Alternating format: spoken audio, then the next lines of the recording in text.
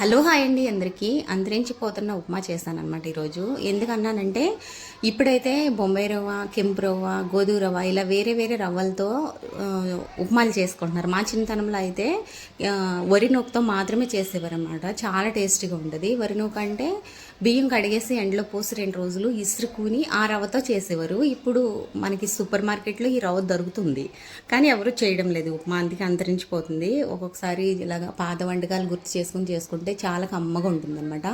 Same మనం ఉప్మా ఎలా చేస్తాం అదే ప్రాసెస్, అయ్యే ఇంగ్రీడియంట్స్, కాకపోతే రవ్వ వేయించుకోవడంలోనే ఉంటుందన్నమాట. చాలా ఎర్రగా కొంచెం చిన్న మంట మీద పెట్టుకుని ఓపిక్గా వేయించుకుని మనం ఉప్మా తాలింపు లాగానే తాలింపు పెట్టేసుకుని 1 గ్లాస్ రవ్వకి 2.5 గ్లాసులు వాటర్ పోసి ఉప్పు కూడా చెక్ చేసేసుకుని రవ్వ వేసేసుకుని మూత పెట్టేసామంటే పొడి ఆడుతూ చాలా బాగుంటుంది కమ్మగా.